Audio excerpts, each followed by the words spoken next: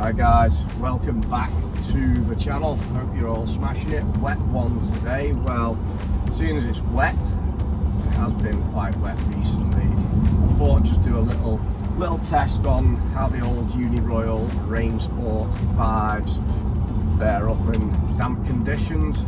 See how they, just a light test, just see how they perform, how they deal with traction. You know, don't forget this car's it's rear wheel drive, it's mapped, it's putting out 650 Newton meters of torque. So let's just see, a light test, see how it fares up, see how well it grips. I think the main thing with this, I've just been on the motorway and at speed, 60-70 mile an hour, it still feels fine. You do feel better than the Conti run flats. Now, getting off the line, I think, is where the car's going to have issues, but I don't think it matters what tyre you put on. With the amount of torque going through the back wheel, I think it's gonna struggle anyway. So we'll get off onto the moss. Let's have a look. It still lights up there. That's just an Eco Pro, so it's not handling the torque.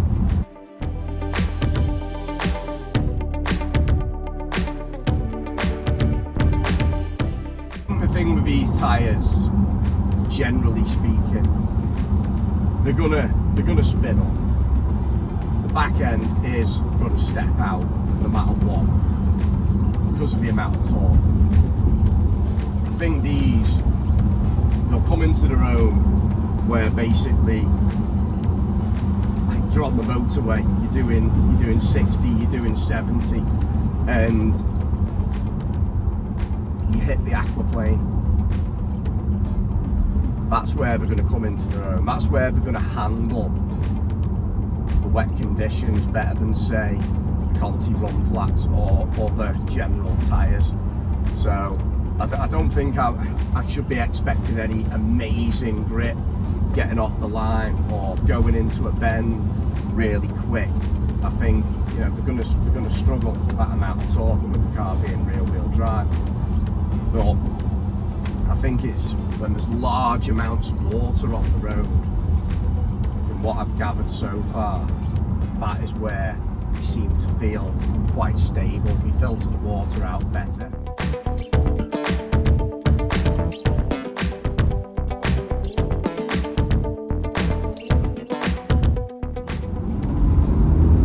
Traction control light on, but the car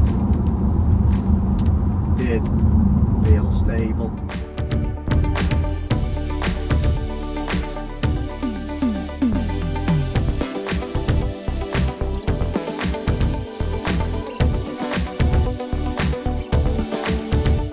Let's see how she does out the junction.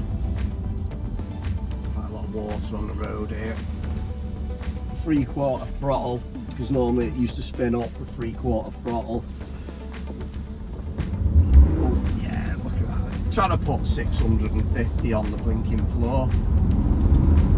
That's comfort mode. Yeah, I pre-apologise to the guy that commented last time about the phone holder blocking the view. I just did this video on a bit of a whim. I thought it's raining, it's been raining, I'm in the car. As far as the tyres are concerned, I think I have made, you know, I'm quite happy with the decision. I made the right decision to get these tyres, I think.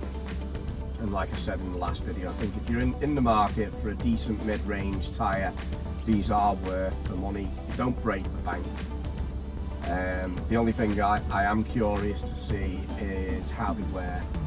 You know, to be fair to the Continentals, and I know they were more of a premium tyre and the price reflected that, but the wear on them, you know, 2 years, I put one tyre on it, and then it was coming up to 3 years before I replaced obviously the wheels and tyres. So from a wear point of view, the Continentals were fantastic, and I know I don't drive it massively hard.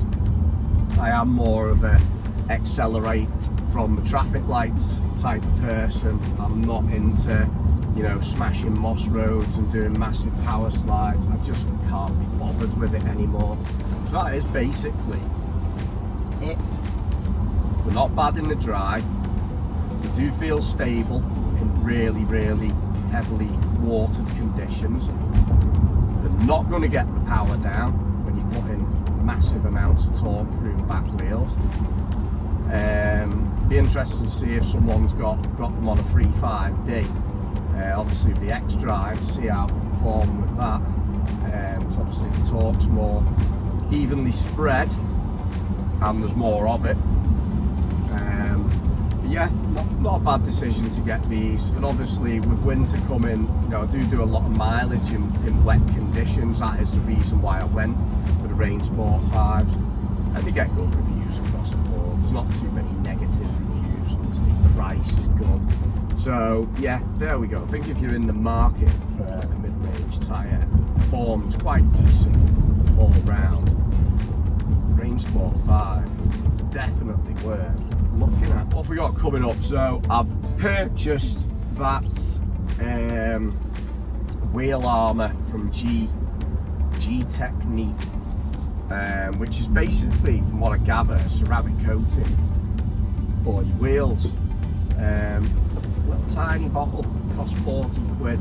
Obviously it's for painted surfaces, so I'm just basically wondering if it's like a ceramic coat just dressed as like a ceramic coating for wheels. I don't get what's so special about it, so we'll have to give it a go and give it an honest review. I did the rest. I did a bit of this with some of that built hamber, and I've got to say, on your plastics, built hamber wax I'm talking about, I did a video on it last week, but on your plastics, like the gloss black spoiler and your front corner splitters, absolutely amazing.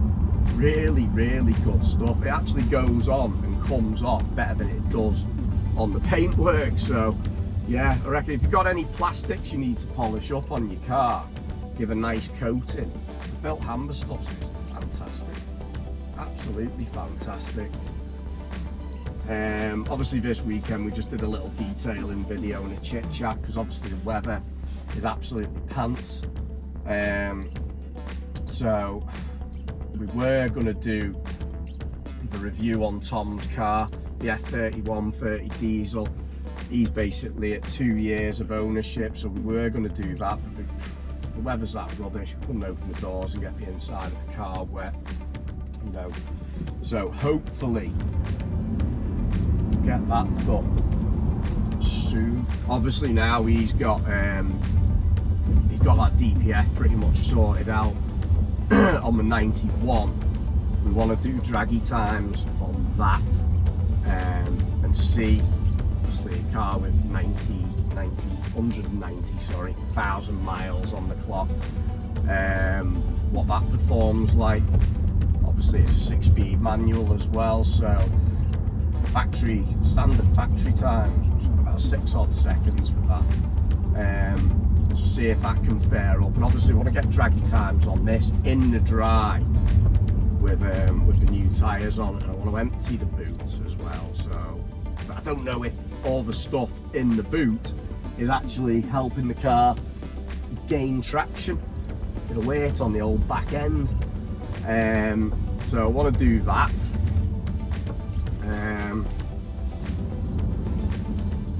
So Tom's missus' car. That'd kick right out. Weather comes, I'm gonna machine polish Tom's missus' car. That's in need of a bit of attention. Full machine polish on that, some compound, try and get rid of a few little marks on it. It is generally tidy for its age. And Tom said about maybe doing the F31 as well, because there's a few little marks on that. So I want to get that done.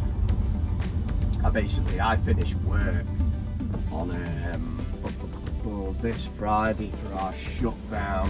Having loads of work done in the plant, so I'm potentially down for 5 weeks. If you've got any ideas on videos you want me to try and do, drop in the comments and let me know. Like, I've got a few ideas. It's the thing, as I was saying to Tom there, oh God, need to, these aren't putting the power down, are we? I was saying to Tom there, need a whiteboard. We'll put all the ideas down, the amount of ideas we have, and then just forget about them and then go, oh yeah, it's just we're permanently that busy. And to be fair, I don't know how Tom's dealing with it at the minute. We've got 5 cars, it's just basically overload. I couldn't be doing with having 5 cars. I am thinking of maybe getting another BM in the next year or 2. Not like I said about an M140, but something a bit cheaper and maybe petrol. Now, someone commented there on video the other day, you need an E36 on the channel. I 100% agree. I need an E36 back in my life. You know, I had a few of them when I was younger, coupes, compacts. My dad had, he had a four-door 36, which was lovely, in orange, strange colour, like copper orange. So yeah, E36, really fancy one, but the prices are crazy. So I asked this guy that I walk when I take the kids to the park, I walk past his house. He's got a 28 coupe up the drive, and I said to him, do you want to sell it? And he was like, no.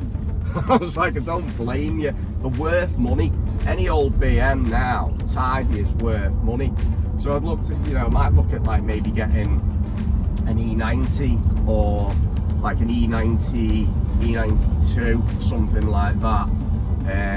Maybe like a 30 petrol, you know, a 325 petrol. If I can get a 36, fantastic, or even a 46 coupe. You know, I had a 46 Cabby, I had 46 M3 as well. Love them cars. But again, one that isn't rotten is big money. But we're gonna have a little look into it. Like, you know, I've just emptied some money out there on wheels for this. So, you know, me and the missus are trying to pay debts off because we had our loft converted last year, which all of you know, homeowners who's done any extensions or conversions, it costs the world. So just paying that off, doing quite well on it. So hopefully when that's done, we can start looking at maybe other cars. We've got a room on the drive, we've got trade policy, so engine size doesn't really matter, or having another car, it's not going to cost me anymore. I pay enough for the policy I have.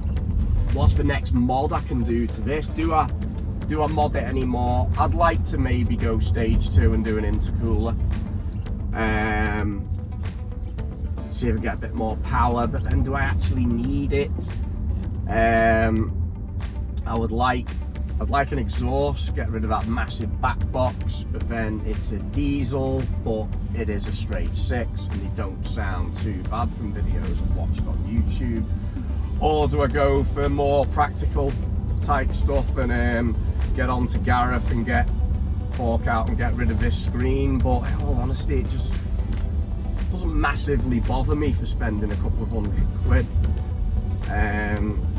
And do I need exhaust? You know, is it something when the back box goes, or maybe go to the local exhaust fabricator and get one built for this? Because I'm not sure about having the pipe either side. I'd kind of like to keep it as it is with just the dual exit on one side. So I don't know about that. If any of you guys have done it, what does it sound like? You know, I did a subscriber's cars, the guy had done that. He'd done a lot of work. Yeah, it sounded alright. Has anyone just done the dual exit and kept it pretty much OEM looking? So let me know in the comments. So there we go, guys. Little test on the old Rainsports in the damp. So concluding from that, they're a great tyre for probably aquaplaning and stability at speed in very wet conditions, but trying to get the power down like that with 650 Newton meters of torque, it's just not happening. So there we go, guys. Remember, like and subscribe, and I will catch you in the next one.